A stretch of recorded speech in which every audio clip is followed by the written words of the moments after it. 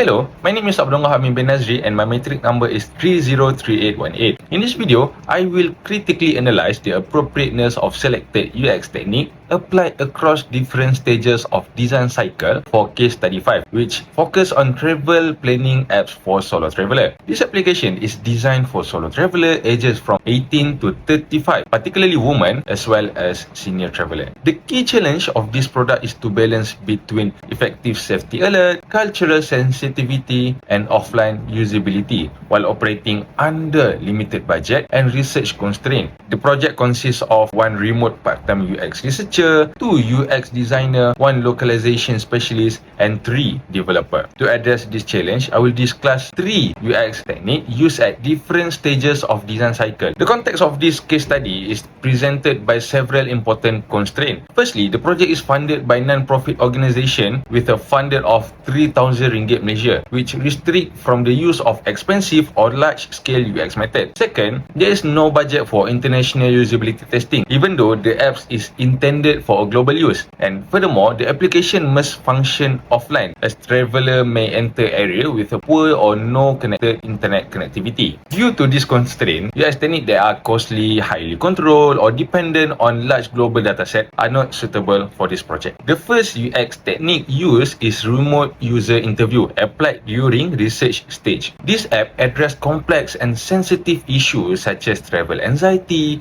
personal safety, and cultural discomfort, which require deep qualitative understanding. Remote interview allow the design team to explore user fear, motivation, and decision-making process while traveling alone. These interviews are conducted online, making them cost-effective and suitable for a remote part-time UX researcher. Compared to survey, remote interview provide richer insight into why users feel unsafe and anxious, rather than just identifying what features they want. However, remote user interview do have limitation. They involve smaller sample size and rely on self-reported experience, which may introduce bias. But despite the limitation within the project constraint, remote user interview are the most appropriate technique for understanding emotional and safety-related user needs. The second UX technique is journey mapping, used during ideation stage. This case study is not only concerned about how user interact with the app, but also when and under what emotional condition they use it. Journey mapping helps visualize the user experience across multiple phases,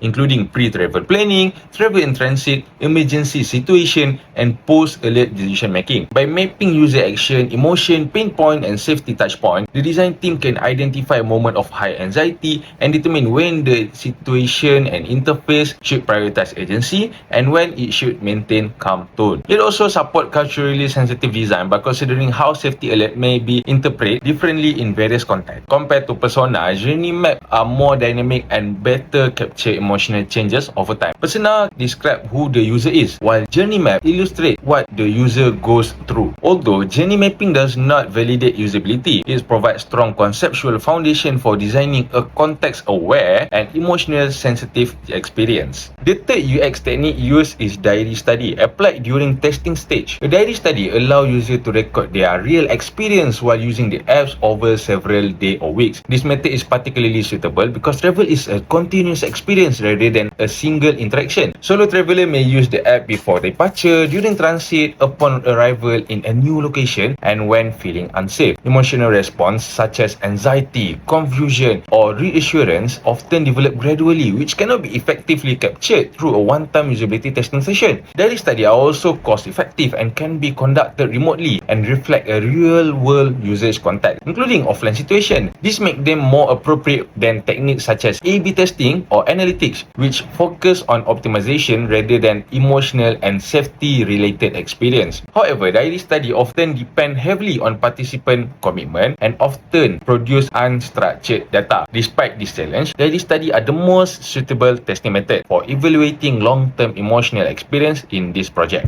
In conclusion, the 3 UX techniques selected, remote user interview, journey mapping, and diary study are well suited for different stages of the design cycle for this project. Together, this technique address user needs, experience design, and real-world validation while respecting project constraints in the term of budget, time, and global reach. I recommend that design team integrate this UX technique iteratively to ensure the application deliver a safe, cultural sensitivity, and emotionally supportive travel experience for a solo traveler. Thank you.